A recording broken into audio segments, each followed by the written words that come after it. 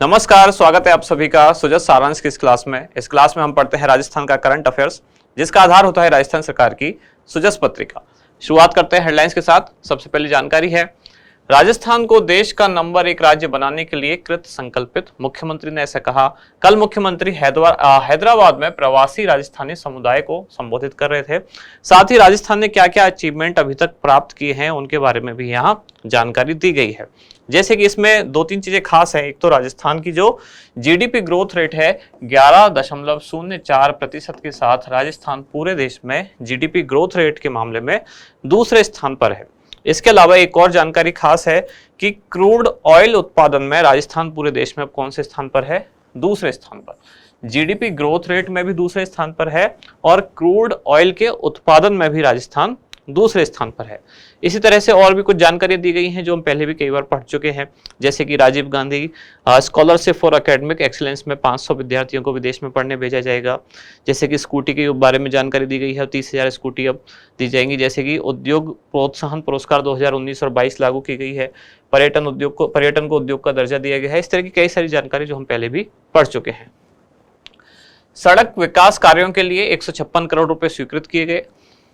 इसके बाद आगे है, कटाई के बाद रखी फसल बरसात से खराब होने पर बीमा क्लेम मिलेगा अगर किसान 72 घंटे में इसकी सूचना दे देता है। साथ ही जो काटने के बाद फसल रखी जाती है खेत में सुखाने के लिए, तो 14 दिन की अवधि तक अगर वो खराब हो जाती है तो ये बीमा कवर उसका प्राप्त हो सकेगा।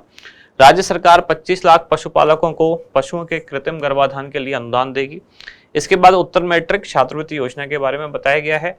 और यहाँ है 4 निजी महाविद्यालय राजकीय महाविद्यालय में परिवर्तित होंगे।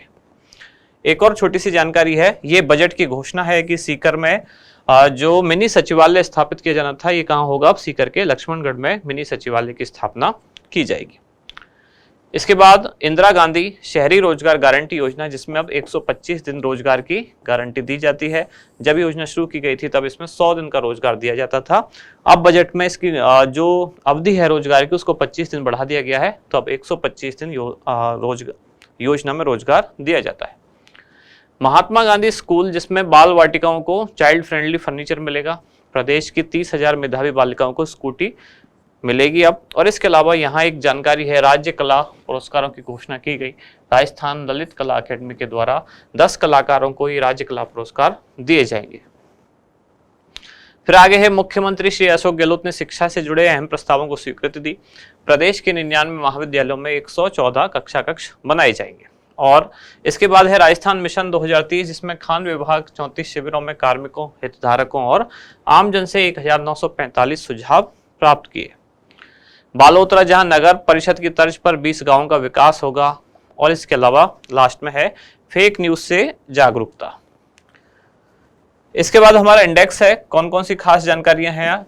सबसे पहले है Rajasthan state faculty development academy, ये जयपुर में बनाया जाएगा। इसकी भी घोषणा बजट में की गई थी। राज्य सरकार की बजट ये घोषणा है। फिर है राज्य कला पुरस्कारों की घोषणा की गई। ललित कला अकेडमी के द्वारा 10 लोगों को पुरस्कार दिए जाएंगे। फिर है इंदिरा गांधी शहरी रोजगार गारंटी योजना। और लास्ट में है कालीबाई भील मेधावी छात्रा स्कूटी योजना। शुरुआत सबसे पहले Rajasthan state faculty development academy, यानी कि ये शिक्षकों को प्रशिक्षण के लिए एक अकेडमी बनाई जा रही है, जिसकी घोषणा की गई थी राज्य बजट 2023-24 में। कहाँ बनाई जाएगी? तो जयपुर में ही ये अकेडमी बनाई जाएगी। उद्देश्य क्या है? उच्च शिक्षा के क्षेत्र में शैक्षणिक सुधार लाना। अब इसका विवरण हम पढ़ते हैं कि इसमें क्या क्या होगा। तो शिक्षकों को प्रशिक्षण के लिए राष्ट्रीय और अंतर्राष्ट्रीय स्तर की जो विभिन्न प्रशिक्षण संस्थाएं हैं उनके साथ समझौता पत्र हस्ताक्षरित किए गए हैं। अभी इसका जो अस्थायी भवन है वो बन के तैयार नहीं है। तब तक के लिए इसका संचालन कहाँ से होगा? तो जयपुर के कनक भवन स्थित महात्मा गांधी विद्यापीठ गांधी अध्ययन केंद्र में इसका संचालन अभी किया जा रहा है। और जल्द ही राज्य सरकार इसको सोसाइटी पंजीकरण अधिनियम के तहत पंजीकृत भी करने वाली है। फिर है राज्य कला पुरस्कारों की घोषणा, जो कि राजस्थान ललित कला अकेडमी द्वारा की गई। इसकी 64वीं वार्षिक कला प्रदर्शनी के अवसर पर 10 कलाकारों को पुरस्कार दिए गए हैं। इन कलाकारों को 25-25 हजार रुपए के नगद पुरस्कार, प्रमाण पत्र और इसके साथ स्मृति चिन्ह प्रदान किए जाएंगे। अब किनको क्या पुरस्कार मिले या उनकी जो उनकी कलाकृति थी वो क्या थी उसका नाम सामने दिया गया है। Doctor Anita Rai Goyal, recreating nature, Shri Dishank Sharma Smith, ऐसे यहाँ कलाकारों के नाम लिखे हुए हैं, मैं एक बार पढ़ देता हूँ। श्री महेश कुमार कुमावत, श्रीमती शिखा, श्री सौम्य यादव, श्री नकुल गोदारा, श्री अमर प्रजापत, श्री प्रभुलाल गमेती, श्री उदित अग्निहोत्री और श्रीमती दीपिका राजवानी। साथ में उनकी जो कलाकृति है उसको उन्होंने कोई खास नाम दिया है वो लिखा हुआ है। और इस प्रदर्शनी में राज्य भर से लगभग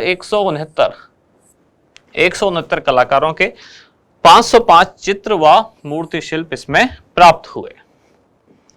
फिर आगे है इंदिरा गांधी शहरी रोजगार गारंटी योजना। वैसे तो हम इस योजना को पहले भी 2-3 बार पढ़ चुके हैं, इसमें 1-2 कुछ अपडेट हैं, इसलिए उनको आज हम देखने वाले हैं। योजना की घोषणा हुई थी राज्य बजट 2022-23 में, यानी कि इस बजट से 1 साल पहले। योजना प्रारंभ हुई थी 9 सितंबर 2022 को। कहां से? जयपुर की खानिया की बावड़ी से।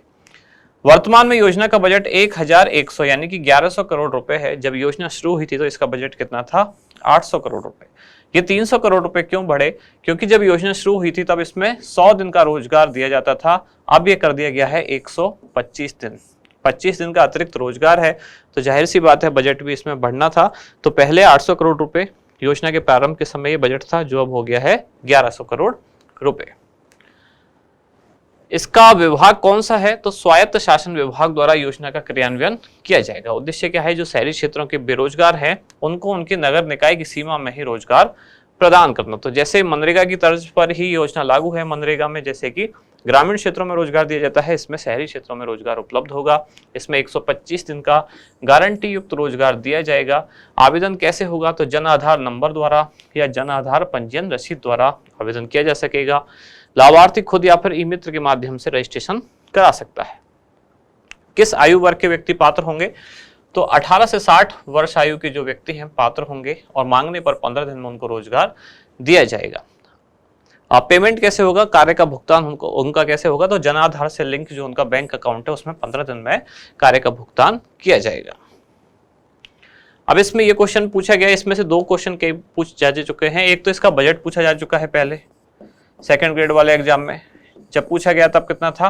800 करोड़ रुपए।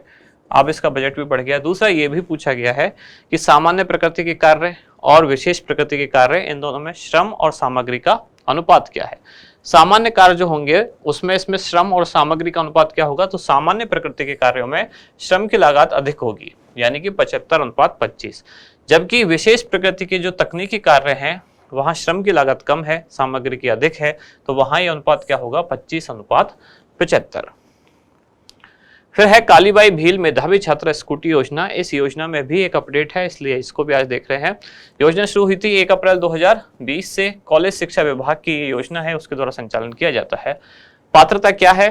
तो पहली और दूसरी लाइन तो वही है, यानी कि इनमें कोई चेंज नहीं हुआ है कि यदि राजस्थान सामान्यतः जिसको हम RBSC बोलते हैं, बोर्ड ऑफ सेकेंडरी एजुकेशन या BSER, इसमें अध्ययनरत छात्रा है और 12वीं कक्षा में उसने अगर न्यूनतम 65% अंक प्राप्त की है, और अगर CBSE बोर्ड की छात्रा है तब उसने अगर 12वीं कक्षा में न्यूनतम 75% अंक प्राप्त किए हैं, तब उसको इस योजना के तहत स्कूटी दी जा सकती है, यानी कि इस योजना के तहत पात्र होगी। यानी कि राजस्थान बोर्ड से 65% और CBSE बोर्ड से 75% अंक लाने पर पात्र होगी। लेकिन इसमें जो एक ये वर्ग है, कौन सा? विमुक्त, घुमंतु और अर्धघुमंतु, यही इसमें नया अपडेट है। तो विमुक्त, घुमंतु, अर्धघुमंतु वर्ग की छात्रा है, उसको 12वीं क्लास में केवल 50% अंक लाने पर ही इस योजना के तहत पात्र माना जाएगा। जबकि पहले ये कितना था? तो पहले अगर इस वर्ग की छात्रा और राजस्थान बोर्ड में अध्ययनरत है तब उसको 60% अंक लाने होते थे, और इसी वर्ग की छात्रा अगर CBSE बोर्ड में अध्ययनरत है तब 70% अंक लाने होते थे। अब दोनों को करके केवल 50 कर दिया गया है।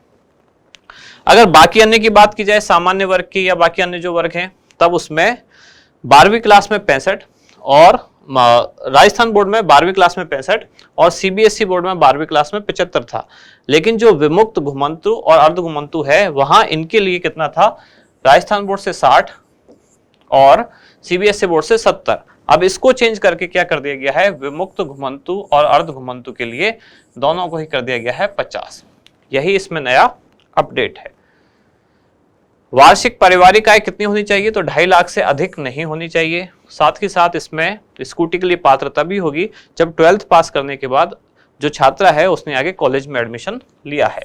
तो किसी भी महाविद्यालय में स्नातक डिग्री में नियमित अध्ययनरत होना चाहिए, प्राइवेट भी नहीं बल्कि रेगुलर कॉलेज की स्टूडेंट हो तभी योजना के तहत पात्र माना जाएगा। अब इसमें लाभार्थी छात्राओं को अनुपात दिया गया है, जैसे राजस्थान बोर्ड के जो राजकीय विद्यालयों की छात्रा हैं 50% वो होनी चाहिए, राजस्थान बोर्ड के जो निजी विद्यालयों की छात्रा हैं 25% वो, और इसके अलावा सीबीएसई बोर्ड की राजकीय और निजी विद्यालयों की छात्रा हैं 25% ये। यानी राजस्थान बोर्ड से कुल कितनी 75% कुल छात्रा राजस्थान बोर्ड से और सीबीएसई बोर्ड से 25%। यानी जितनी स्कूटी वितरित की जानी है उनमें से 75% स्कूटी किसको मिलेंगी? राजस्थान बोर्ड की छात्राओं को। 25% किनको मिलेंगी? सीबीएसई बोर्ड की छात्राओं को। अब राजस्थान बोर्ड में भी आगे डिवाइड है कि राजस्थान बोर्ड में भी सरकारी स्कूल में पढ़ने वालियों को 50% और निजी विद्यालयों में पढ़ने वाली छात्राओं को 25% स्कूटी दी जाएगी। अब अलग अलग संकाय के हिसाब से भी वर्गीकृत है, जैसे कि कला संकाय में सबसे ज्यादा 55%, विज्ञान संकाय में 40% और वाणिज्य संकाय में 5% स्कूटी दी जाएगी। और संभागीय स्तर पर जितनी भी कुल स्कूटी है उनमें से 7 स्कूटी किसको दी जाएंगी? तो ये वरिष्ठ उपाध्याय वर्ग को। आज का अभ्यास प्रश्न क्या है? Rajasthan state faculty development academy की स्थापना कहाँ की जाएगी? ऑप्शन है आपके जयपुर, जोधपुर, उदयपुर या फिर अजमेर।